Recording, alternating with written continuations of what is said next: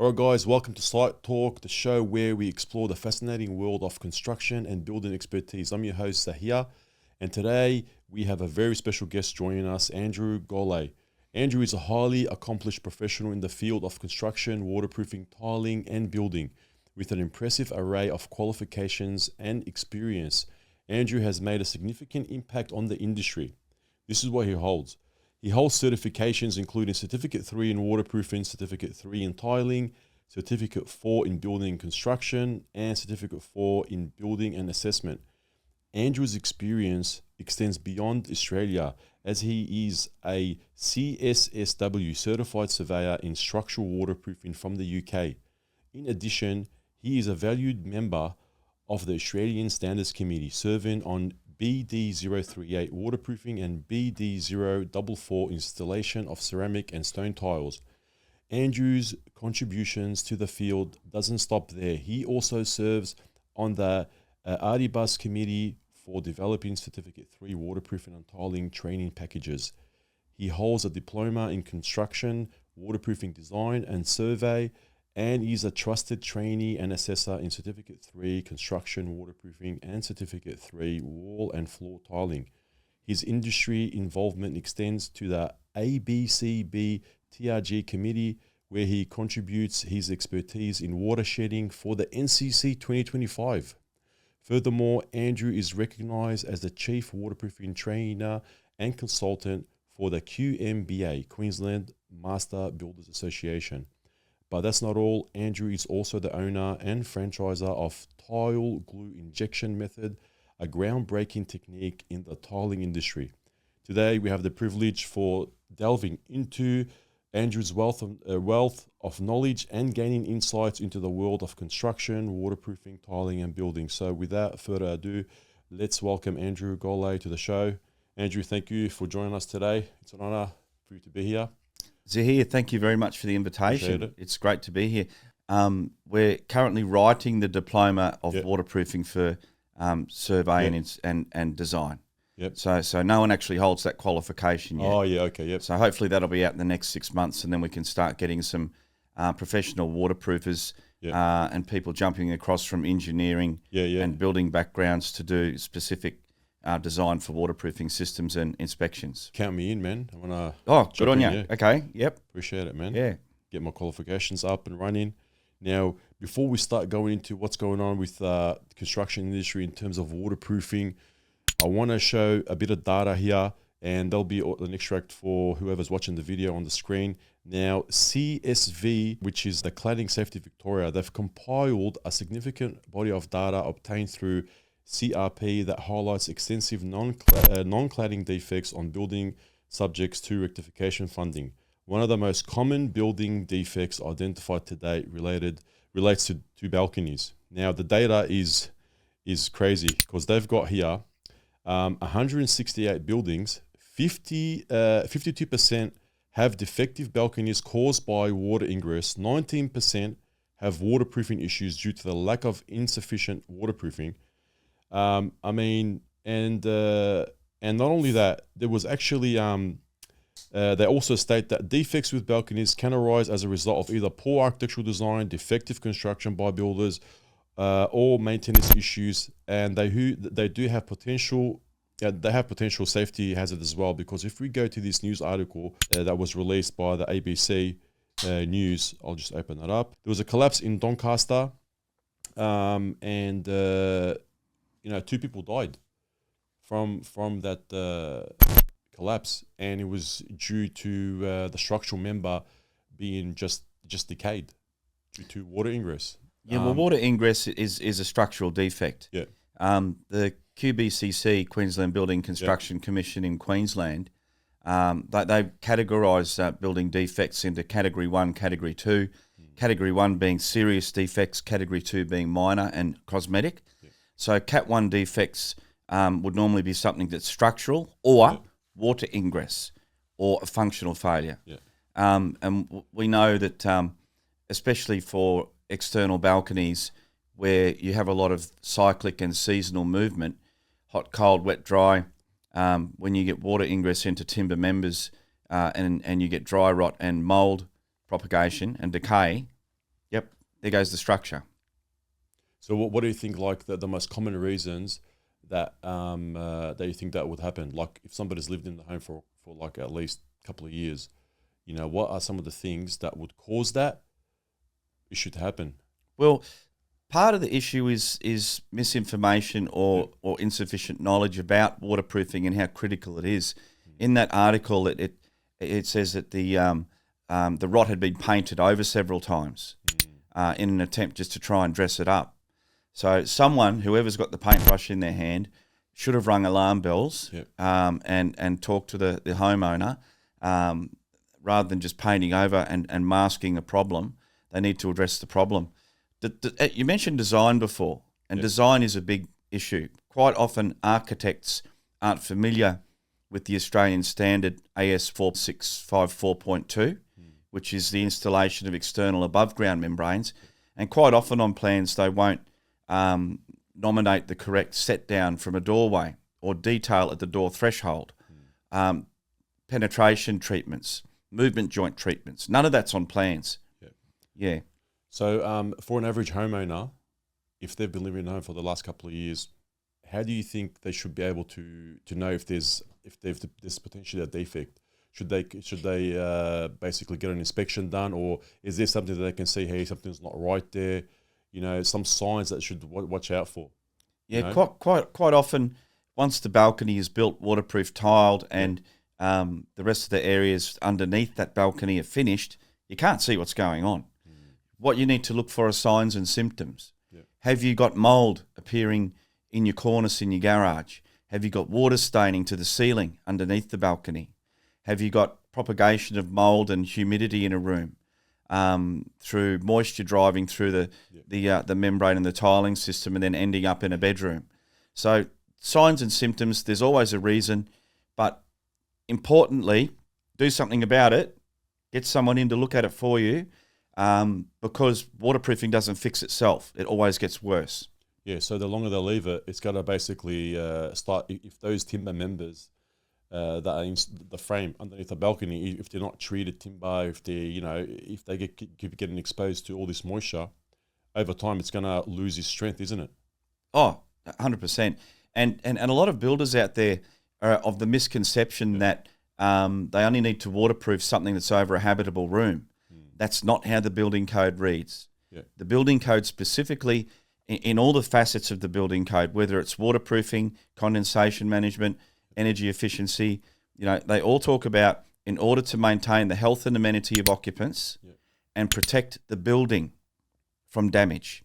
Okay, not just habitable rooms. So just because you've got a balcony that might be over a crawl space, for example, it's still going to rot out the structure underneath if the water gets through it. So basically, it's very important for the homeowners, if they see any signs, symptoms that something doesn't look right, even a little water stain. That water stain means water's been there, it's probably deteriorating the structural elements, safety hazard, you can get sick, and ultimately, as you saw from this news article, if you get a lot of people on the balcony and you put a lot of weight on it, it's lost its structural integrity, and bang, it can lead to unfortunately death. Yeah, that's right. So for balconies, look for things like cracking grout. Look for things like, is the balcony out of level? Does it feel funny to walk on? Is it springy underfoot? Now all of those are indications that there's something going on underneath it. Get a professional builder out or an engineer to inspect it for you.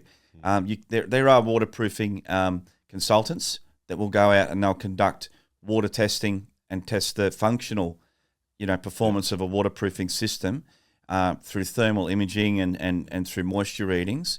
Don't ignore it, please. That in Queensland, if there is a defect like that, which is compliance, non-compliant waterproofing or design or whatever, and it's causing water ingress and all that stuff, guys in Queensland can actually apply for the builder's insurance. They can go through the insurance and try to put a claim in. Yep. So they can do that. In Queensland, builders have to warrant their work against Category 1 defects for a period of 6 years and 6 months from signing the contract. Sounds like a funny figure, but what the 6 months is about is allowing for construction time so that within that 6 months you finish the project, you've then got 6 years warranty onto that. Now, if there is a defect, the first call should be to the builder. Okay, communicate with the builder. Yeah. It's much better if you can get the builder back on side, get them to investigate and remediate the defect within their warranty period, rather than making enemies with them. I just want to ask you a quick question. What about, how can you know that the builder's done a proper job? Like if the builder's basically done a dodgy job, do you still give him a chance, or give him a chance first is what you're saying, and then should he get a private inspector to check his work or not? Well, you can always get an independent. Yeah, all right. A building surveyor, building certifier, or there are people out there. I know there's a company operating in Queensland in particular, in Brisbane, Waterproofing Integrity. Yeah. So their consultants can come out and do a investigation for you. Yeah. Now, we can't see through tiles. Yeah. Okay, there's no special magic machine that's going to look through it. But again, we would look for signs and symptoms. Yeah. We can do functional tests on the balcony and look for leaks and look for those areas that are normally problem areas, such as post penetrations and cracking grout and joints within the sheeting. Missing overflows, for example, or just all the compliance issues like that. I wanted to ask you about that. I've just been up to Papua New Guinea and consulted on the Hilton project. No overflow to atmosphere in 18 stories of building. Yeah. With a single downpipe. But the thing is, you know what it is. The Australian, everybody just jumps to the Australian standards for external membrane application. Yeah, and they say there's a detail right there. The detail shows that it's just an overflow and that's it. But the thing is, they don't realise that AS 3500.3 states that overflow requirement. But the installation you go 4654.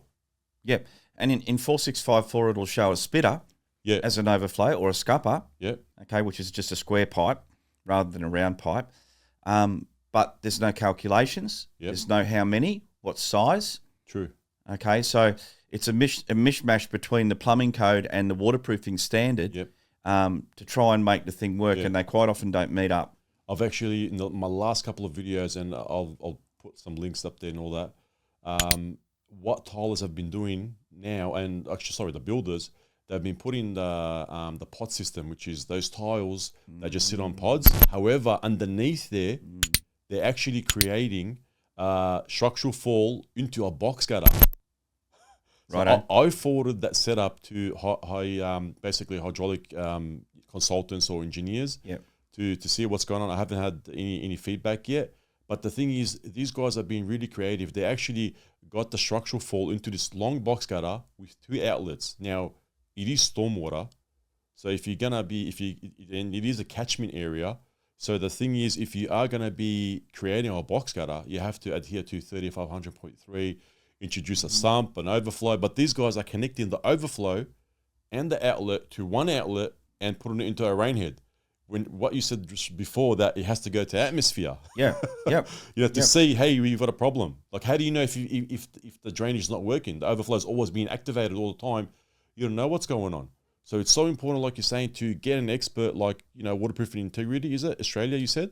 Waterproofing integrity, Waterproofing integrity. Get these guys in, professional guys to come in, have a look, assess it, document it, because this matters for the average homeowner. It's complex. I mean, you got to know all these requirements. And to check if the builder's going to do the right thing, you basically, if you don't trust the builder or whatever, get a private consultant, independent. And there's too many facets. Yeah. One of the big reasons why balconies do leak, and is because we only look at, as a waterproofer, the membrane. Okay, now that standard says that for your wind zone, the wind speed, where you get wind-driven rain blowing up against your house on the balcony, you've got to have a certain set down of 40 mil or 50 mil or 100 mil, for example. Yep. But as a waterproofer, I don't look above that.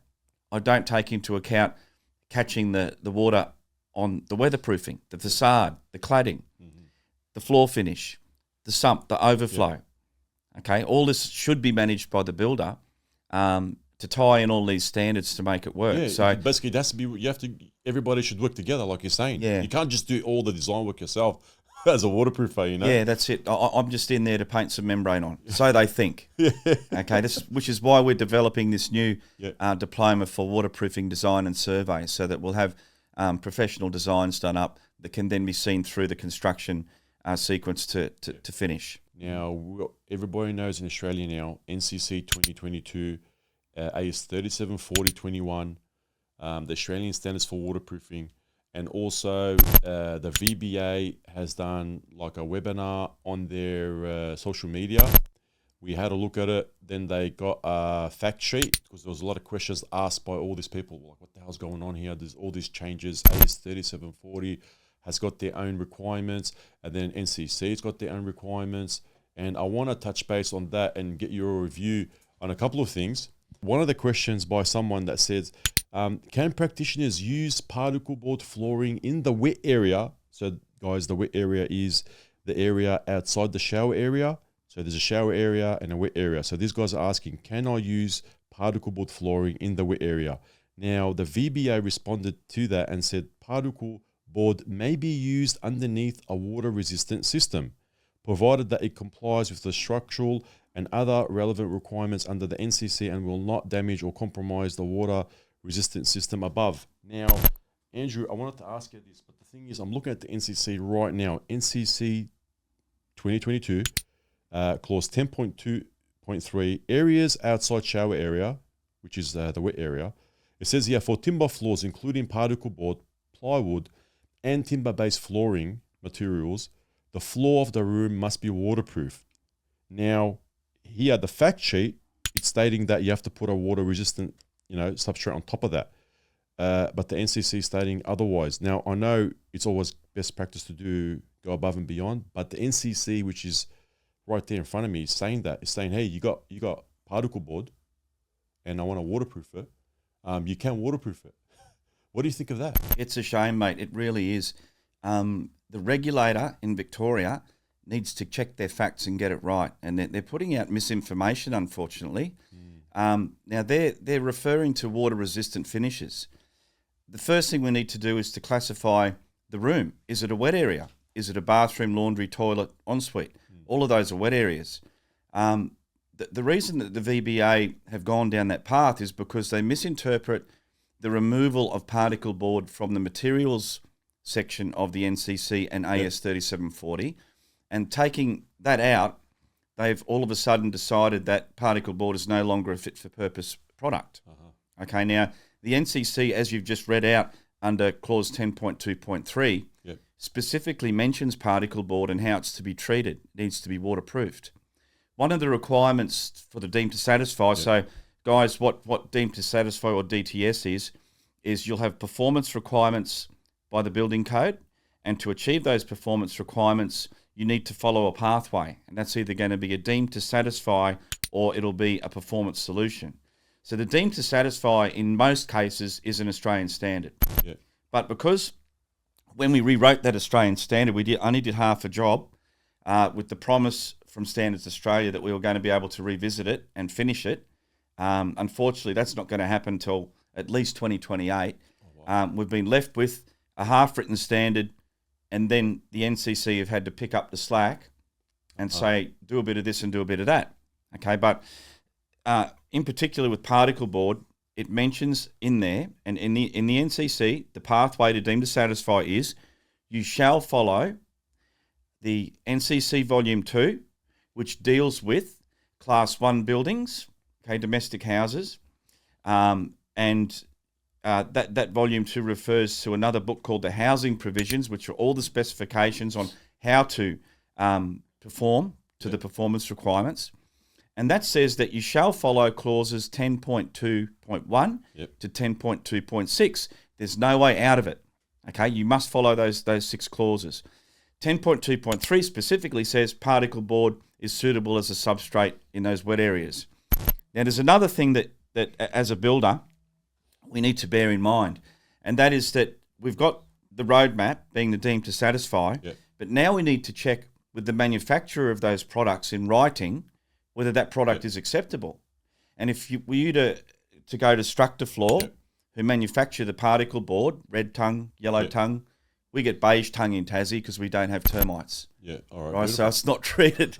It says, in particular with particle board, this product is suitable for wet areas such as bathrooms, laundries, toilets, and the like, when it's oversheeted with 6mm fibrocement sheeting and covered with an impervious coating.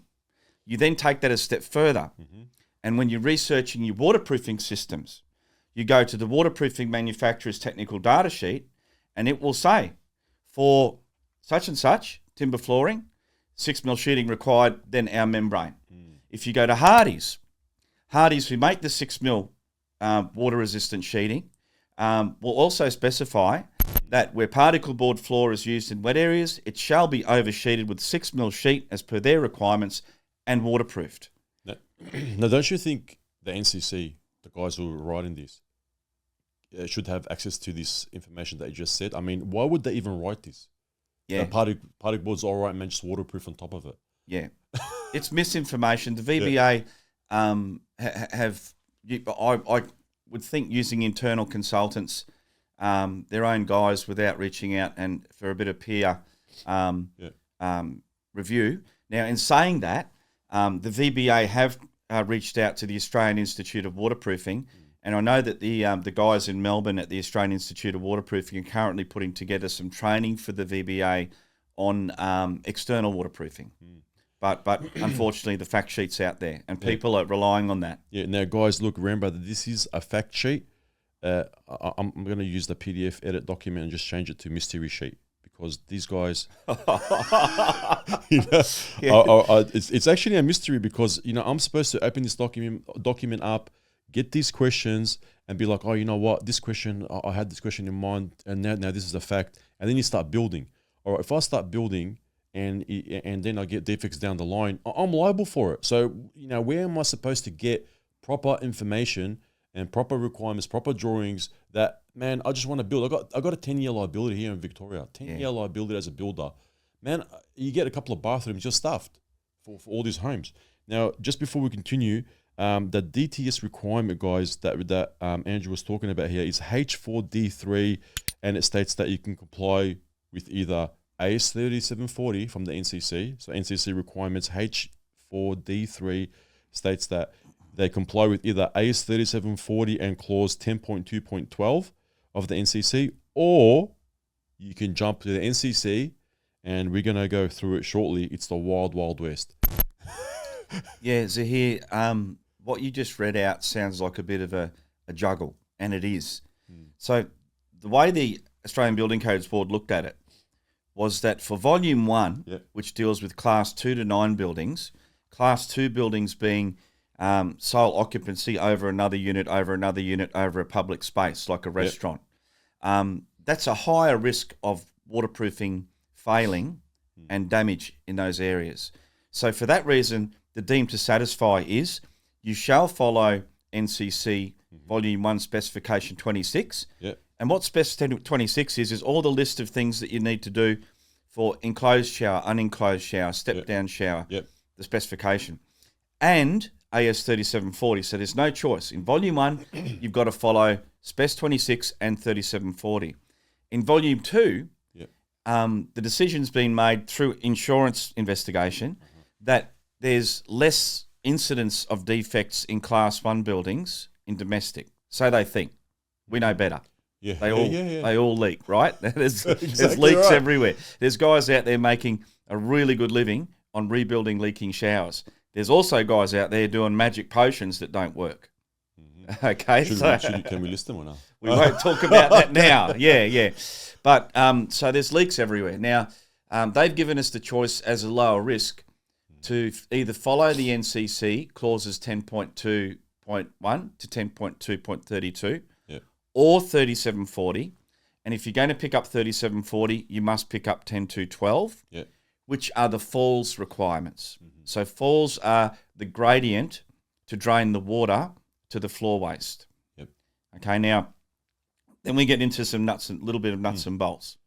So if we're to follow 3740, we need to pick up those extra clauses out of 3740 that support the NCC clauses.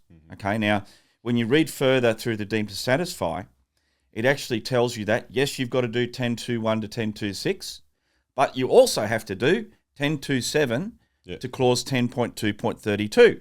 You're doing all the clauses in the NCC. Okay, now, if you were to pick up AS3740, you would pick up additional requirements such as overlay stage inspection, which is the stage before you start laying tiles. You would have to do moisture content assessment to the substrate before you start putting the membrane down. If you've got a shower that's within 200 mil of a doorway, it shall be an enclosed shower with a vertical water stop. Yep. Now, this is all in AS 3740. It's all in AS 3740. At 21. Yeah. Now, a lot of builders out there, some builders out there are going to try and skate and do the lower option, which is to follow just the NCC and not AS 3740, because they're given the option there, right, that you can just follow the NCC instead of 3740. Yeah, and I do want to get into the NCC shortly. Yep. And that's why he's saying the cheapskate, because what we're about to show you guys is just crazy. But yeah, I wanted to ask you, South Australia, I'm looking at the NCC 2022. It says, for wet areas, you have to comply with, A and B and C. But another requirement is they want you to comply with AS 3740 as well. But in Victoria, that clause right there, which is SA 10.2.1, have a read of it, guys. I'll put a screenshot. So that's an amendment to the NCC. Yeah, but how come it's not in Victoria? Yeah, no, well, so when they released the NCC, through the course of the 3 years of that NCC, quite often states will then apply through the Australian Building Codes Board to have an amendment. And South Australia have always been a notch above. Oh, wow. Okay, now South Australia, when we're talking about screeds, okay, so what a screed is a sand and cement mortar bed. It's quite common in Victoria, in southern Queensland, and in New South Wales to waterproof underneath the screed, okay, and trap water within that screed. South Australians and Tasmanians, waterproof on top of the screed every time, okay, because that's the way they've been doing it. Previously, South Australia has always had the provision for Class 1 buildings that you must have a floor waste in that bathroom unless you have overflow provisions with your receptacles. Okay, so I'm not surprised that they've gone a notch above. But that brings up an interesting point. Okay, so the NCC says that you can follow NCC clauses 10.2 or 3740, except when it's picked up by someone else. If South Australia say 3740, then you're following both documents. If the waterproofing manufacturer says 3740 on their bucket or on their data sheet or on their brands assessment, then you're picking up 3740. If it's on a plan or a specification, you're picking up 3740. But what about if the design of the bathroom is already constructed as per the NCC? For example, the NCC requires 25 mil step down, AS 3740, 15 mil. Right. So I'm just saying, what happens if you get a membrane? This is just for all the waterproofers out there. And it's right what you're saying. You get the data sheet out from a waterproofing manufacturer and it states, hey, man, you got to do it as per AS 3740. But the design, you come in, the builder's done his stuff. You're like, man, I have to choose another manufacturer now. Like, what do you think those guys can do? So for that instance, the 15 and 25 mil, there's a clause in the NCC, I think it's A2G4, that specifically says that the NCC overrules any differences with a standard or a secondary reference document. Okay, so, and this is one of the problems. Now we've got 3740 and NCC conflicting with each other. So if there is a difference, the NCC wins every time. 15 mils out the door, there is no more 15 mil, it's 25 mil. Another clause or requirement that all the waterproofers are basically losing their minds about is that the requirement of installing a drain in the wet area and having a fall to it. You know what I mean? Are you able to explain to me 3740 when that requirement is basically triggered, and then we want to compare with what the NCC says? Yeah, well, so to start with, the Australian Building Codes Board picked up clause 10.2.12 and dropped it down in the deemed to satisfy to make it very clear that you're following that clause, not the falls clause of 3740. Okay, so 3740 says for shower areas, minimum fall 1 in 80. For areas outside of a shower, minimum falls of 1 in 100. Okay, and it says where a floor waste is installed, you shall waterproof at substrate level. Okay, so that's picked up three key things. We then jump to clause, sorry, I stuffed up. 3740 says where a floor waste is required. Okay, not installed. So A floor waste would be required where it's a shower, and the NCC already says a shower shall have a floor waste and water drain to the waste. A floor waste would be required for hydraulics, where you need to have a trapped gully that's going to maintain water in it so the gases don't come back up when you're not using the bath, when you're not using the vanity. It keeps charging when you use the shower, for example. Or a floor waste is required when it's on a plan. So if it's on a plan or a specification, they're the three incidences you would be required. Now, that clause 10.2.12, it's got different wording. It says where a floor waste is installed, not required. Where? If there is a hole in the floor with a grate on it, whether it's in a laundry, a toilet, or bathroom, you shall provide falls to that. Okay, so even if it's a dry waste going to a frog flap outside the laundry door, you still got to fall the whole thing. Now, the NCC says that where falls are provided in a plane, the minimum fall shall be 1 in 80, the maximum fall shall be 1 in 50. Okay, so that overrides 3740's 1 in 100. That's out the door. It's like the 15 mil thing. It doesn't exist anymore. Okay, minimum fall 1 in 80, maximum fall 1 in 50. Except for Queensland, right? Because the industry is just in such a mess with 3740 and the NCC conflicting that some states have just voted to change the things on their own. So Queensland have put together a Queensland Development Code that relaxes the 1 in 80, 1 in 50 back to 1 in 100 in some instances. Western Australia, they just voted not to follow NCC 2022. They're still on NCC 2019 because it's all too hard. And everybody was used to 2019, and now NCC 2022, they've just redid everything and they stuffed everything up. A lot of people are still learning how to, navigate the NCC. Like I was talking to a building surveyor today, and he was saying, man, mate, it's just a mess. Like we're so busy with our lives and working and doing all this stuff, and now we have to relearn how to navigate NCC 2022. Now, unenclosed showers in the NCC, and this is what I wanted to ask you about. NCC 2022 clause 10.2.18, unenclosed showers. It says must be constructed as follows. So basically, guys, just like a shower screen, unenclosed shower.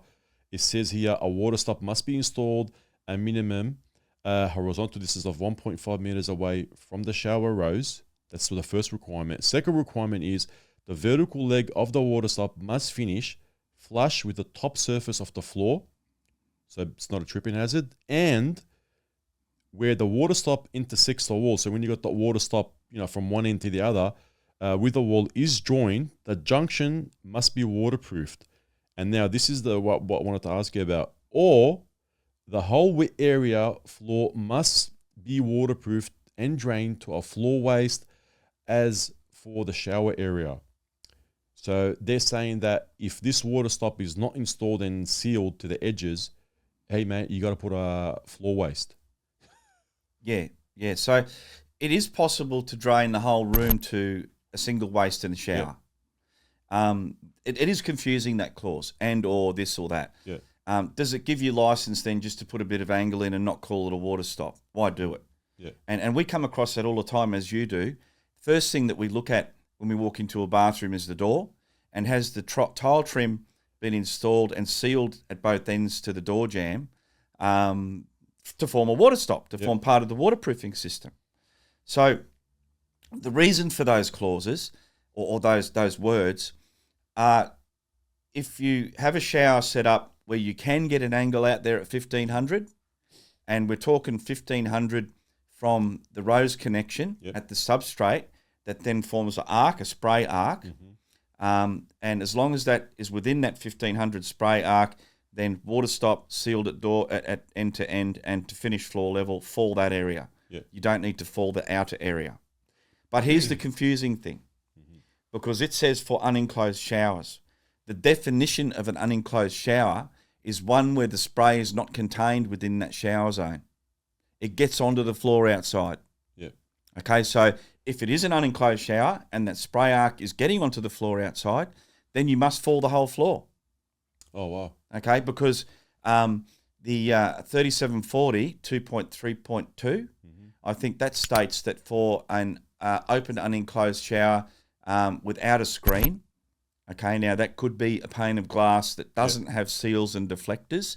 It's just got fixing blocks to the wall, so there's no screen there. It's not a spray barrier.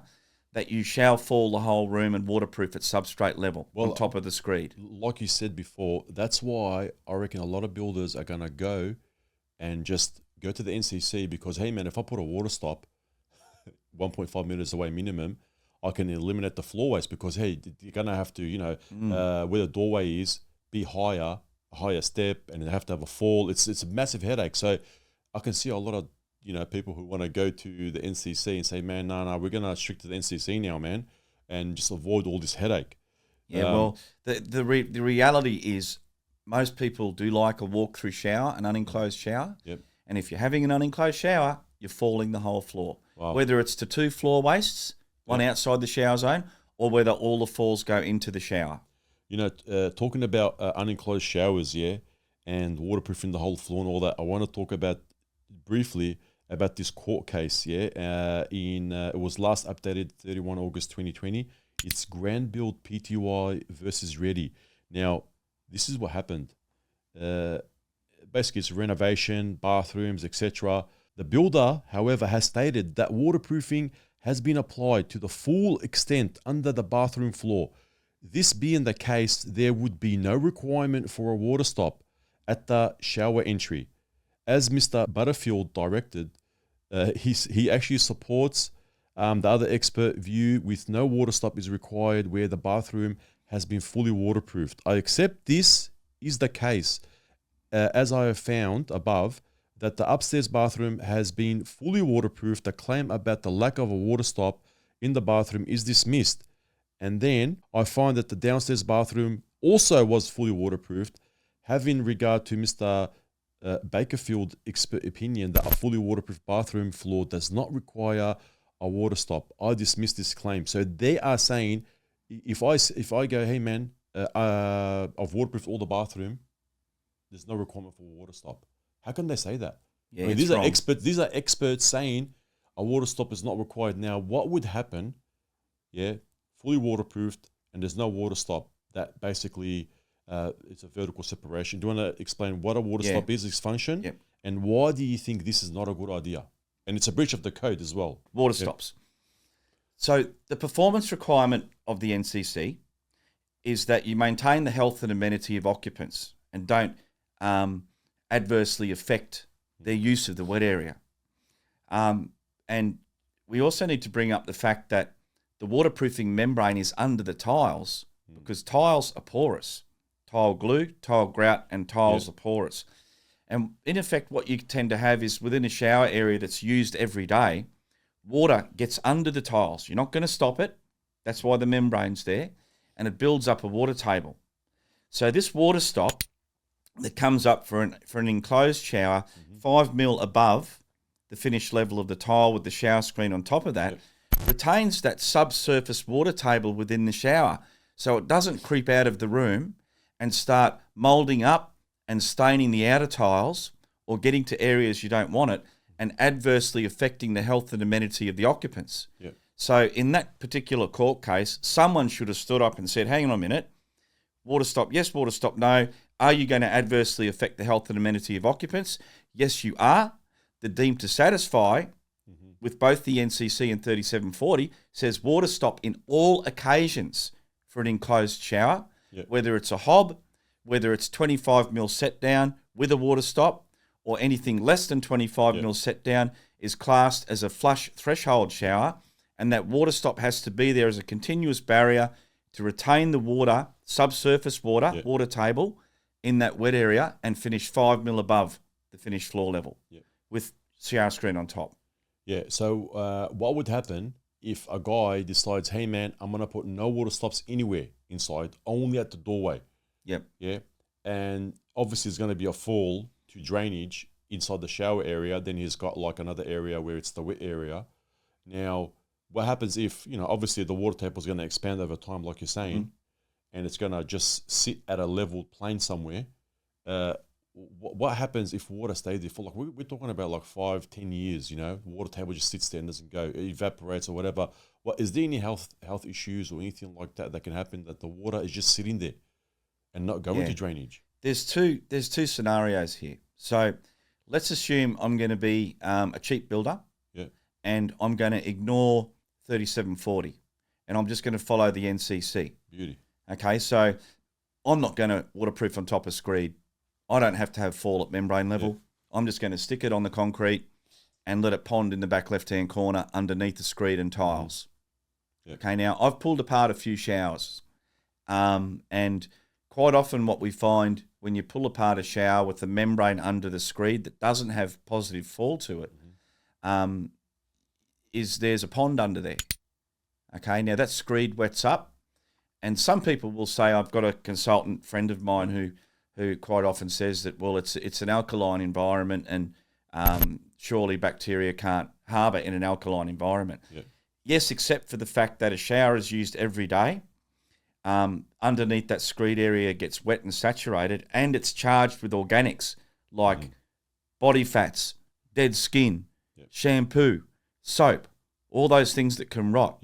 And they actually get into this Screed that stays wet all the time, and they override the alkalinity of a cement medium and charge it up as an acetic medium that feeds the bacteria. Okay, so your question, what happens if we just waterproof the whole thing and fall?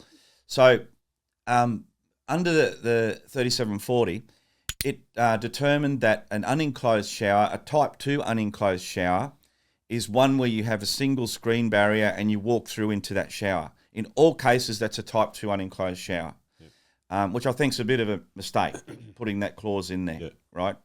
I'll explain why in a second, but in that case, you must have a water stop out at a minimum of 1500. Now, it does also say that if the water stop is used at the doorway, that you shall fall the whole floor and drain it to a waste. Okay, now if you follow 3740, then the other requirement is that you waterproof at substrate level. The substrate is the surface to which you apply the membrane, not necessarily the structural background. And this is a misconception in our industry that waterproofing shall be on a structural substrate. Nope. The structure's there to hold the building up. Okay, the substrate is the thing you prepare to accept the membrane, whether it's a sheet, whether it's a Screed, whether it's the concrete. Okay, so as long as we fall that at membrane level, then we're good to go and we can fall to the one waste in the shower. Where the membrane is at the top of a Screed, it's closer to atmosphere. So therefore it can evaporate off.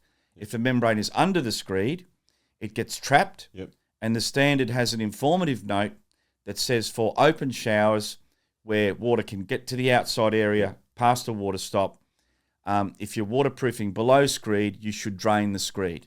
And drain the Screed means put a bit of fall on the structural background as a substrate and recess a waste.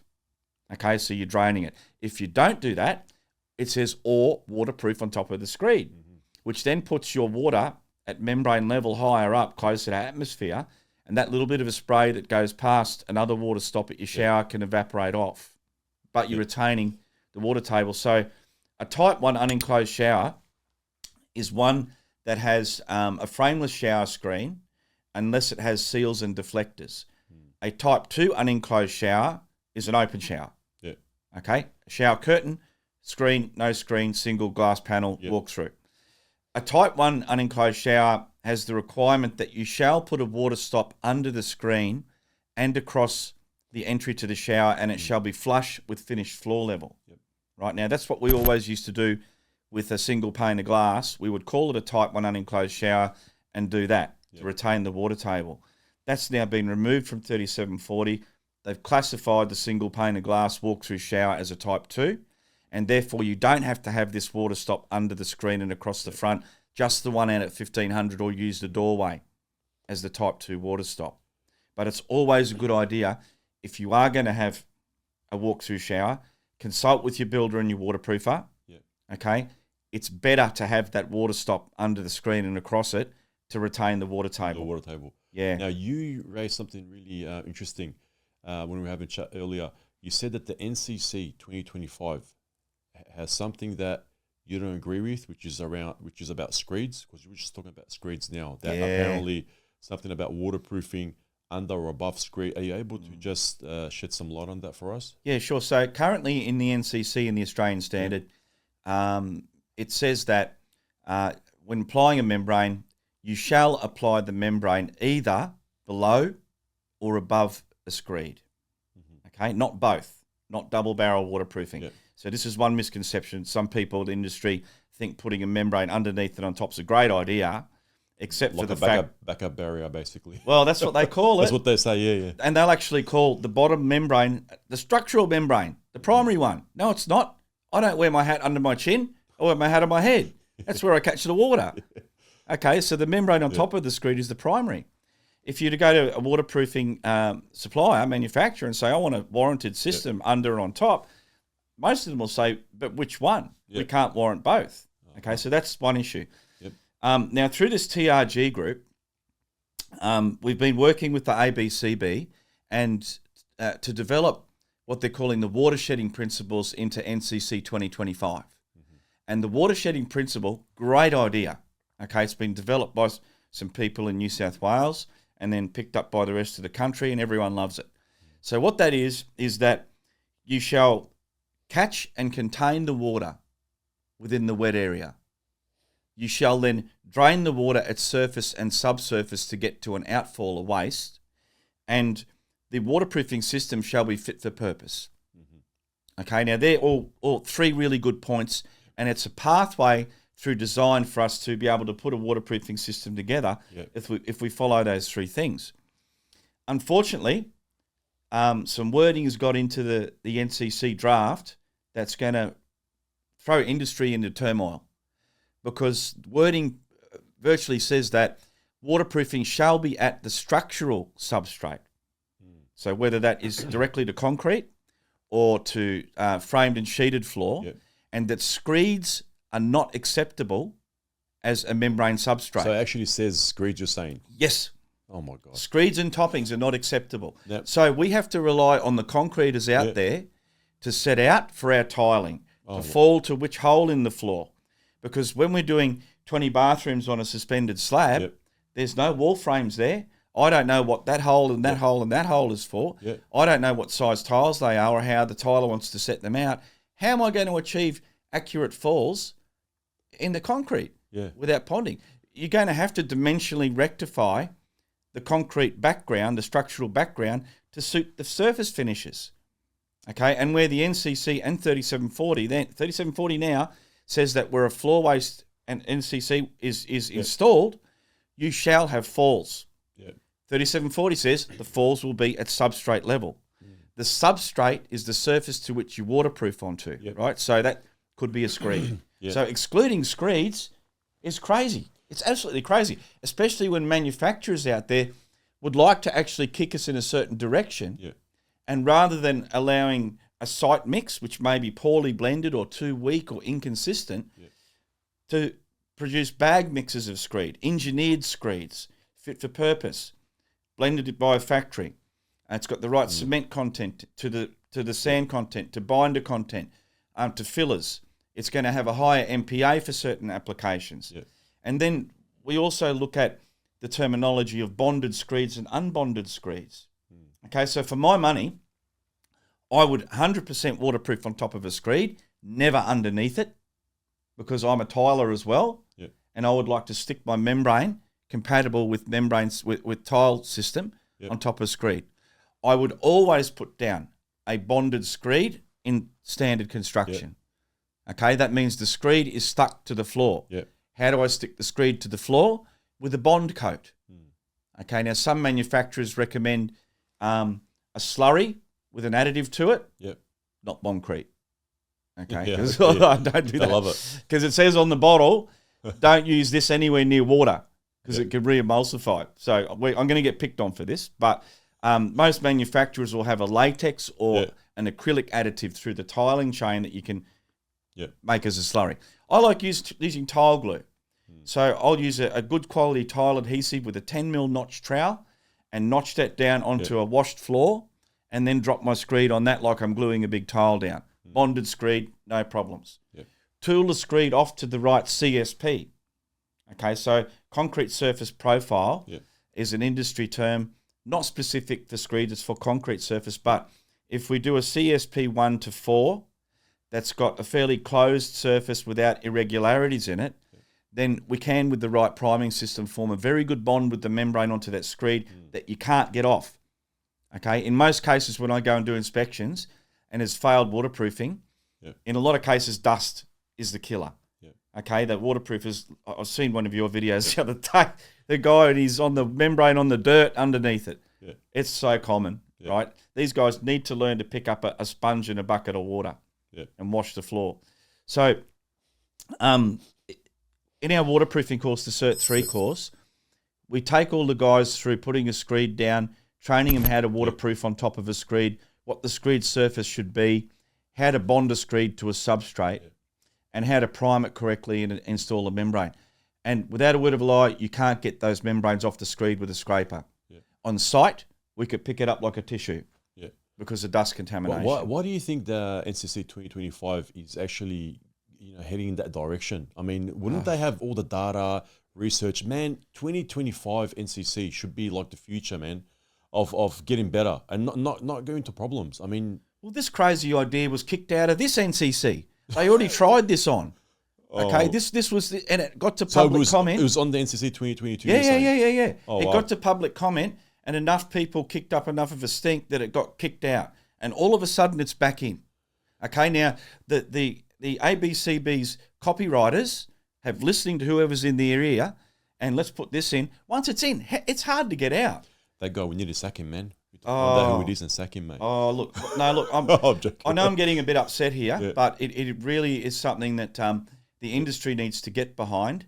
Man, they're Screed Pro is a company that works in various states, and they do mini mixes with Screeds that go out onto site. They do a lot of that here in Melbourne, don't they? For large balconies, you'll get a mini mix come in with a Screed mix. You have to facilitate the tiling and correcting the dimensional irregularities in the background, structural background, substrate thing you put the membrane on. Right. So, guys, I'm asking you if you're an industry, you're a tiler, you're a tile shop, waterproofing manufacturer, Screed manufacturer, a vinyl layer, anyone who has to top something or Screed it to fix it up, and you want to waterproof on top of it. Keep an eye out at the ABCB. As soon as this clauses go out to public comment, the more public comment we can get back to the ABCB, the better, and hopefully we can put this thing away. So before we go into AS 3740, we want to touch on some points there. But before we go there, I wanted to show you this extract from this plan. This builder is a volume builder, a well-known builder. We've done a couple of inspections, stage inspections, and also final inspections for the whole house. But one of the items that was just unbelievable, they've got a step-down shower. Now, enclosed step-down shower, and the step-down on the plans shows 15 mil from tile to tile. When we went on site, it was around 10 mil step-down. And I put a photo for you guys to... I mean, the waterproofing is just horrible. I've showed you the pictures. They were just crazy. Now, the site supervisor wrote back and he said that for this setup that we've got right now, enclosed shower, step down, 15 mil, we're going to require a water stop. And there's going to be an extract as well. But what do you have to say about this guy? These guys have completed thousands of projects like that. So, just firstly, the photo that you showed me on that case, that's not waterproofing. Right? That's painting some sort of coloured thing on some dodgy old concrete. Looks nothing like the diagram. Okay, one of the requirements that the manufacturers have is that you do substrate preparation. You have a smooth, uniform, flat surface to apply a membrane. So here, it's defective. The water stop is required for all enclosed showers, whether it's a hob or whether it's an angle.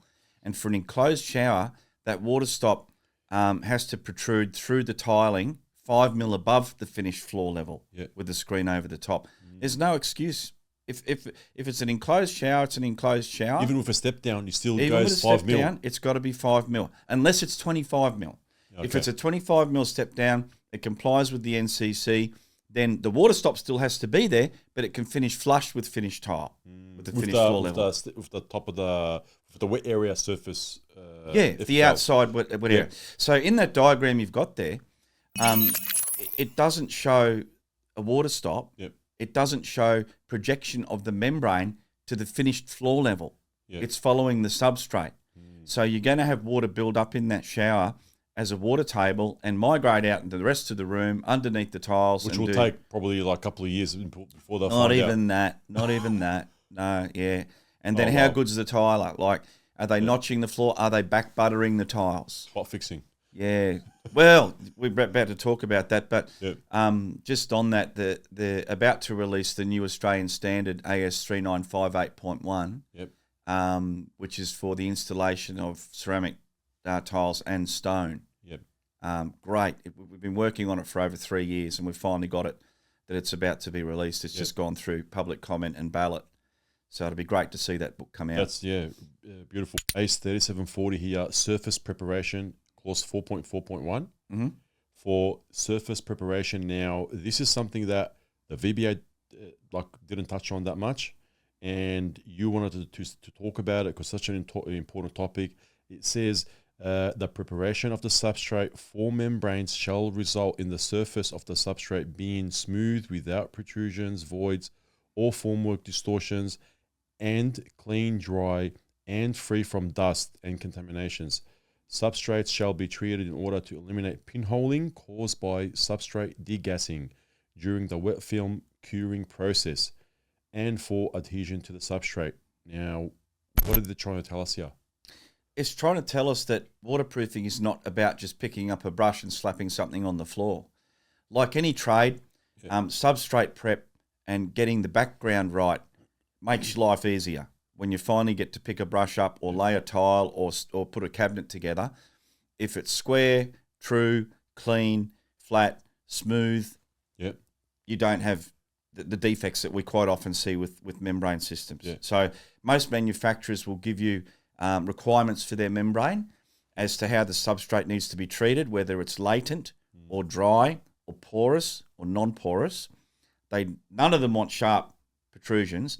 None of them want to see what we quite often see, jackhammer holes in the floor after they've taken up the old bathroom and then tried to paint onto some sort of moonscape. All right, it's not a membrane anymore. It's a rocky outcrop. It's a scree, not a screed. My friend Phil taught me that. He's in Tasmania. He's a builder, and he takes us up fishing in the Highlands all the time. And apparently a rocky outcrop, all those boulders, that's a scree. That's what we see on site. Okay? Crazy. Crazy. And then when we talk about screeds, mortar beds, they need to be treated with respect as a substrate and tooled off to a finish that's going to support the membrane without pinholing, as you said. And then you've got clause 4.5.3, membrane inspection. A visual inspection shall be conducted prior to the installation of any overlaying finish in order to ensure the integrity of the membrane. What do you reckon? Oh, so good. But people have to do it. But it's it a says shall. Shall. It's a shall. Okay. So when a standard says shall, it means it's a normative statement. You must do it. You got no choice. Okay. Now, when we're talking about membranes, liquid membranes and curing stages, in the new standard, there's definitions as to those curing stages. So recoat stage is whatever the membrane manufacturer says, 2 to 4 hours before you put another coat on at a certain temperature and relative humidity. So let's say 22 degrees Celsius and 50% relative humidity. Overlay stage might be 6 hours, 8 hours, 12 hours, 24 hours after final coat at 22 degrees and 50%. This is just examples, guys, right? It's going to say different on different manufacturers' data sheets. And then full cure stage might be 5 days, 10 days, 14 days after the membrane's gone down. So just because it's ready to lay a tile doesn't mean it's reached full cure. And by putting a stop in the whole construction process to make sure that membrane has at least reached overlay stage is going to rule out those defects of reemulsification where the membrane is tiled onto too quickly or screed dropped onto it too quickly. Then when you put the bathroom into use, it starts to reemulsify. So the purpose of the overlay inspection, where you shall inspect the membrane, is to look for, actually, can you read out that clause underneath it? So the purpose of the visual inspection is to check for the continuity of the membrane and any obvious installation defects, such as pinholes, dry film thickness, adequacy of fillets, transitions, bonding and vertical termination heights, location, and adequacy of water stops. Right. So none of that can be done the day you're backing out of the bathroom with your wet paintbrush in your hand. Sorry, I just want to ask a question before you continue. Who does the inspection for this? Sorry. That's right. Yeah. I mean, it doesn't say. Who? I know, right? And this is why the VBA ignored it in their presentation. And not only that, does the NCC say anything about this clause there, like inspecting before No. Before laying? So if we're going to follow the DTS and we've only followed the NCC without 3740, we don't have to do this inspection. Oh wow, that's basically I'm gonna save a lot of money if I do that. But okay, but yeah, you're not going to sleep at night, or But the in reality, if it's a tiled bathroom, for example, it's going to state in the new tiling standard that for tiled bathrooms, waterproofing shall be done to 3740. Normative clause, shall do it. Shall. For AS 1884, which is the resilient flooring standard for vinyl and whatnot, it says that for waterproofing, it shall be done to 3740. So you're going to find it really hard to do any sort of bathroom and just follow the NCC without getting caught out and having to follow 3740. It's going to be in writing somewhere. Right now, who does this overlay inspection? The VBA ignored it in their presentation purely because it wasn't designated who does it. Right now, who should do it? In my opinion, it should be the waterproofing applicator or the supervisor. So my old apprentice, Bianca, okay, she was a great little apprentice, and we stay in touch from time to time. She's no longer with me. She was a great waterproofer, even to the point that when she went to TAFE, the TAFE teachers are asking her how to do it, right? She's a great little waterproofer. I would be confident to go and do an inspection of her work because I know her work, I know the products being used. But the person who installs the waterproofing has seen the substrate condition the day before. Was it damp and wet in the corner? Have they applied extra membrane or bandage lapped at a bath edge or a hob? Have they got sealants in the corner? Have they had dead spots with airflow for curing? They're the ones that know how it went together. So they would be the obvious person to inspect. Okay, now I have had some consultants say, well, hang on a minute, can we trust that guy? Okay, wouldn't it be better to get an independent inspector? And you can. So people like David and Kieran at the gang and Jacob at Waterproofing Integrity, they can perform that sort of service for you. In Queensland, there's 3 forms to certify, okay, 3 forms. So if they use a Form 43, and a Form 43 is an aspect certificate that you sign that you have done the waterproofing compliant with NCC H10, HP 10.2 and 3740, right? A Form 30 is another certificate, and a Form 30 is, I think that's the one that's for commercial construction in Class 2 to 9 buildings, and that is also an aspect certificate. So rather than the Form 43, you sign it to say, yes, it's been done, right? But a Form 12 is a different animal. A Form 12 is an inspection certificate for Class 2 to 9 buildings to say that I have inspected that part of the building and it complies with the building code and whatever DTS it has to follow. So that would be a certificate that a independent inspector would use to conduct an overlay stage inspection. Otherwise, if we're doing the overlay stage inspection and it is a mandatory inspection, it should be documented by waterproofer or builder onto the relevant form, Form 43 in Queensland for domestic construction. Sorry, I lied. Form 30 is renovation form. Okay, so Queensland have actually got a reno form. That's awesome. So quite often, as you probably explained to your audience before, that a lot of these defects go unnoticed in reno work because there's no building application or certifier involved. So Queensland at least have got this Form 30 that covers that as Reno certificate. It should be documented on that certificate that you've done the overlay inspection. So I quite often see waterproofers back out, waterproofer doesn't come back. We walk in and look at it, pinholes, splits, mud cracks, different colour in the corner, hasn't cured out enough. You can always check with the manufacturer, refer to the data sheet first, check with the manufacturer. How can we tell the membrane is dried to overlay stage? It might be something as simple as a damp cloth rubbed over the membrane as colour come off it. Or you would use a moisture meter. So a moisture meter, you can check the villa board wall, then check the membrane. Is it within cooey of each other? Okay, within a range. I also use the thermal camera. So a thermal camera will pick up cold spots like in a niche corner or next to the bath hob where there has been low airflow that's still showing evaporation. But a surefire test that me and Bianca used to do would be before we start tiling, you pour a little bit of water on the floor and rub your finger in it. And if the membrane starts to go milky, then it's re-emulsifying. So send that to the manufacturer. It's not really. Send it to the manufacturer. Send it to the manufacturer. The builder's on my back saying, I want the tiling done. Come on, go, go, go. Hang on, we can't do that. We haven't reached overlay stage. The standard says you shall overlay stage inspect. It's failed.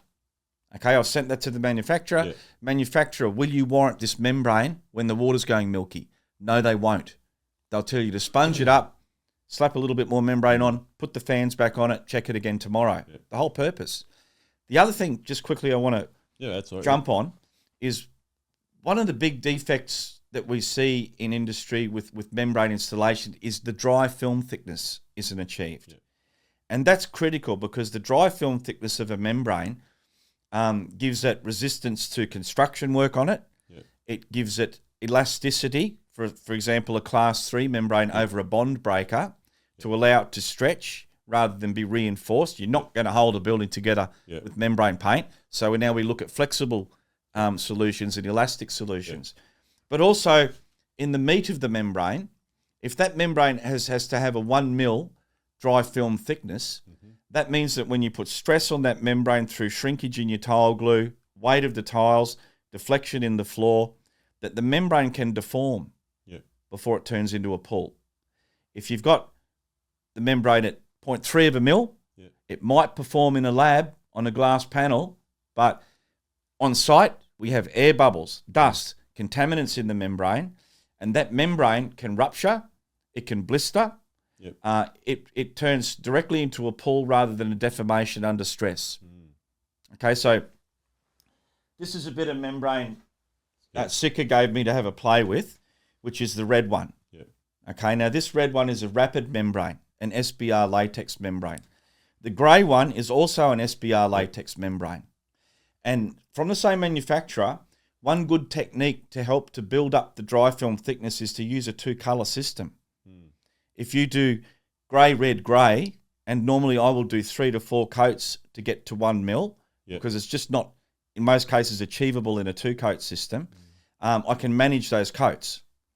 Okay, so what I like to see when I do a scope for waterproofing is I want to see a dry film thickness sample. Put some on a bit of villa board, on the bucket lid, or put test tape up. So this is where the membrane is released off bond breaker tape. Okay, this is membrane is released off bond breaker silicon. And this is where the membrane has bonded to what we call connector sealants, which are where I'd connect, say, to a water stop. I saw on one of your videos the guy tried to stick his membrane down with silicon. Silicon's non-paintable. It's a bond breaker. You can't, the membrane won't stick to it. That's why we use it as a bond breaker. So we use different sealants for that. So this membrane is 1.2 mil, okay, by nose. And when the membrane hits that over that 1 mil mark, or as per manufacturer's specs, that's the elasticity that you can expect within the membrane. So if it's the dry film thickness is thinner, it won't reach that. No, and it can also find that. Okay, so where it finds a thin spot, it could have an air bubble in it or a contaminant in it. So air bubbles will promote something like that to happen. Yeah, it'll tear. Also, what we call train tracks. So when the waterproofer has tooled the silicon or joint sealants off and left little ridge lines in them, they're like a knife blade into the back of your membrane. Oh, wow. Yeah, and so that's a tear point. It's also an abrasion point. So this dry film thickness, So important. builders out there, you want that. Waterproofer must show you. That's the end result. Yeah. So get them to do a sample on some bond breaker tape or Yeah. waterproof behind the toilet cistern where you normally wouldn't, so you can go in and cut it. Yeah. Yep. Now, like we can see how the inspection is so important. Now, if somebody adapts the NCC, which doesn't call for that, Yeah. they're not going to go do an inspection. But the thing is, let's just say that when we're 3740 and had like, who is going to push to get that done? Like the building surveyor, it's not a requirement for them to inspect waterproofing.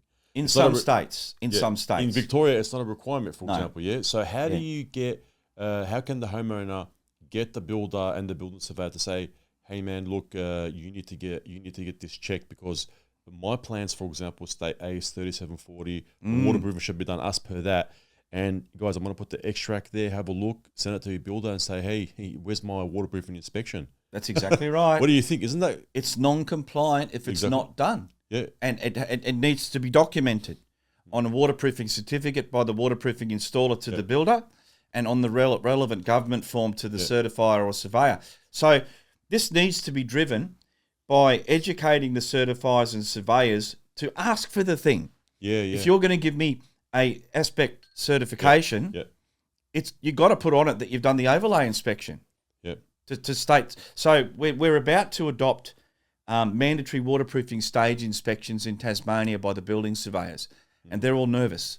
That comes in July. Why is that? Why are they nervous? Because they're not waterproofing specialists. Oh, so basically they got to go study. Maybe they should enroll in one of your courses. Well, yeah. Come on, bring it on. Call Gail at Queensland Master Builders, and she'll sign you up for the Cert 3 course. Or Wendy in Tasmania, she'll sign you up for the Cert 3 course. Yeah. But we're going to be approaching CBOS, who are our regulator in Tasmania, to do some training for the building surveyors. Yeah, beautiful. So that they know the scope that they're going to inspect. They're not there to lick it, touch it, smell it, to know how it's been primed or how thick or whatever. Yeah. They're there to look at the scope that's compliant with the Australian standard and the NCC. Are water stops in? Are the falls provided? Is the membrane on shower walls to full height or 1800 minimum or 50 above the rows? They look at that. Okay, but this other inspection, the overlay stage inspection, totally is different game changer. Basically. Different game. So this is the nuts and bolts by the installer of the waterproofer. Yeah, Australian standard AS 3958.1. There is a clause there about drummy tiles, about spot fixing tiles, and the minimum requirements for the coverage of the glue on the tile. There's wet areas, it says 90% minimum, etc. Now that's when your product comes in to basically help people rectify the issue. Are you able to just touch on why is it so important for if you do know, how do you know you got drummy tiles if you're living in a home, something that they can use at home? And then if they do have it, what's the dangers of that? Because it is an issue, it's non-compliant, and then there is a method to rectify. So are you able to touch on that, please? Yep. So can you see that? Tile reglue injection method. Yep. Okay, so that's our system. Yeah, there'll be a link on the description, guys. Don't worry. It was developed by my father-in-law over 30 years ago. Sadly, Case has passed away in 2005. But we've been doing this glue injection system for over 30 years through his training, and then developed it to what we have now. So, right. So AS 3958.1. That standard's coming out very soon, and it's had some more rigidity put in place to guarantee or to hopefully achieve the required tiling system that it's going to be fit for its service life and purpose. In other words, the tiles stay stuck. Okay, so there are requirements. The standard is written now as a normative standard. It's got a lot of you shalls in it rather than you shoulds. You shall achieve contact coverage of 90% of adhesive contact coverage. So that's in the new standard coming out. Because this one here, there's a lot of shoulds. Should. That's right. It's been written as the guide to the installation of tiles. Yeah.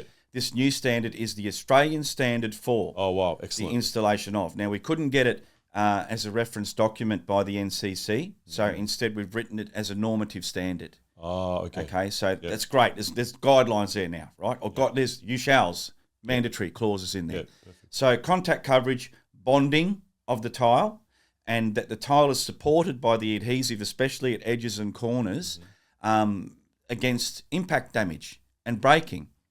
Okay, now on top of that, the tile adhesives that you use in the substrate prep are super important. Yep. For example, a thin bed tile adhesive will be put down at 3 mil to 6 mil. A medium bed tile adhesive 6 mil to 20 mil. Quite often we see people are picking up 8 mil notch trowels to put down a 600 by 600 tile and resulting in 1.5 mil of tile adhesive. Okay, onto dust with no movement joints. Yep. So when the tiler gets it wrong and doesn't cross all those bridges to get to a fit-for-purpose installation, then the tiles can become drummy over time.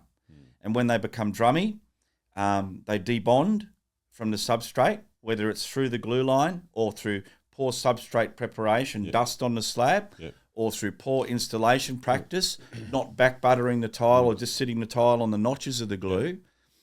We can then drill through the grout joint with a very small hole and inject under pressure our special injector bond adhesive, which is documented, fit for purpose, carries warranty to it. Okay, it's not a DIY product. It's good shit. Yeah. Can I say that? Yeah. Right, yeah. Okay, it's good shit. Yeah, it's the shit. Yeah, yeah. Right. So this is injected under pressure under the tiles and recontacts at that delamination point, and then comes out all the other holes, and then we grout up and clean up and walk away. So it saves the floor or walls. So the thing is, having Drummy tiles on the walls, it is also a safety hazard.